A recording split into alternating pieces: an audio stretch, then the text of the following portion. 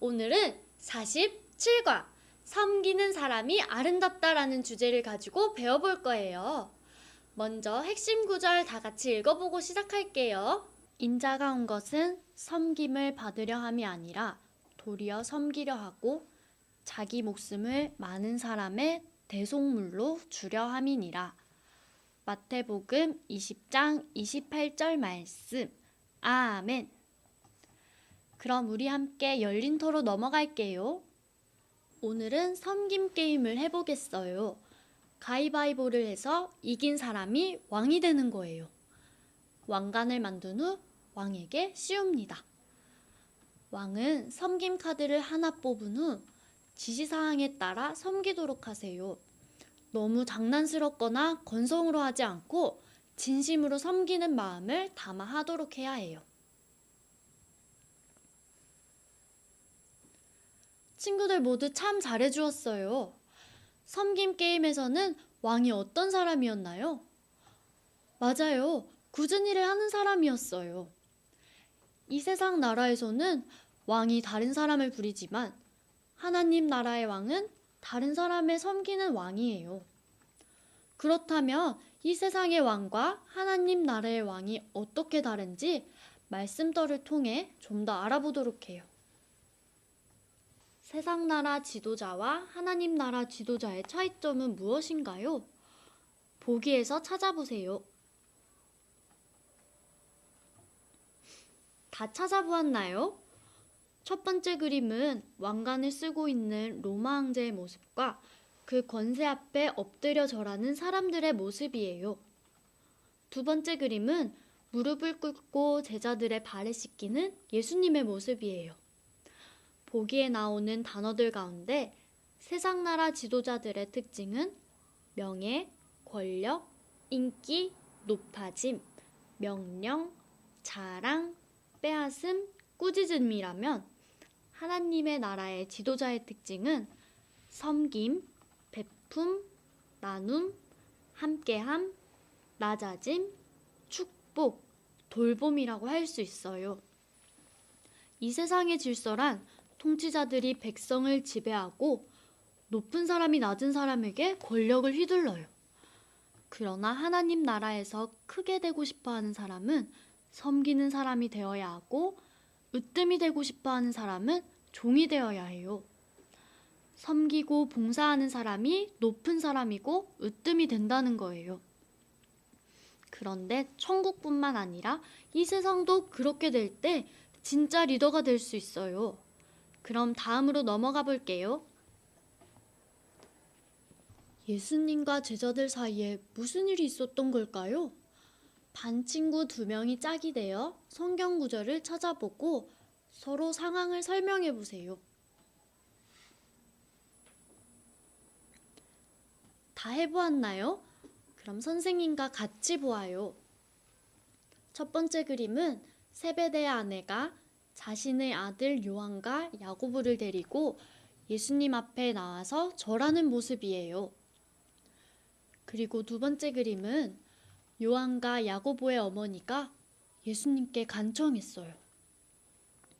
예수님은 무엇을 원하느냐? 라고 말씀하셨고 어머니는 나의 이 두 아들을 주의 나라에서 하나는 주의 우편에 하나는 주의 좌편에 앉게 명하소서 라고 말했어요. 그들은 예수님이 영광의 보좌에 앉을 때 제자들은 12보좌에 앉게 해주시겠다고 하신 약속에 자극을 받았어요. 그러나 이것으로는 만족하지 못하고 보다 높고 귀한 두 자리를 차지하고 싶은 야망을 가지고 있었어요. 마태복음 10장 35절에는 아들들이 직접 말한 것으로 기록되어 있어요. 이것을 볼 때 어머니는 아들들의 부탁으로 예수님께 와서 말한 것으로 보여요. 세 번째 그림을 보면 제자들이 요한과 야고보, 그 어머니를 보고 흥분하고 분노하고 있어요. 왜냐하면 제자들의 생각과 마음이 야고보와 요한과 별반 다르지 않아서 자신들의 권세를 빼앗길 것에 대한 염려와 분노가 나타난 거예요. 네 번째 그림에서는 예수님께서 이것을 보고 제자들에게 섬기는 자가 되라고 말씀하세요. 자신에 대해서 말씀하시기를 왕으로 오셔서 자신을 많은 사람의 대속물로 십자가에 내어주신다고 말씀하셨어요. 제자들의 생각과 예수님의 생각이 완전히 달랐던 거예요. 그렇다면 예수님께서는 어떻게 사셨는지 다음으로 넘어가 볼게요.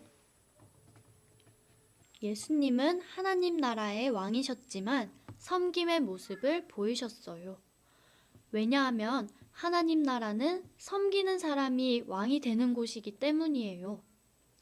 예수님은 어떤 섬김의 본을 보이셨나요?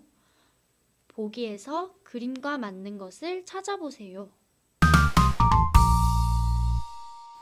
그럼 선생님과 한번 천천히 살펴볼게요.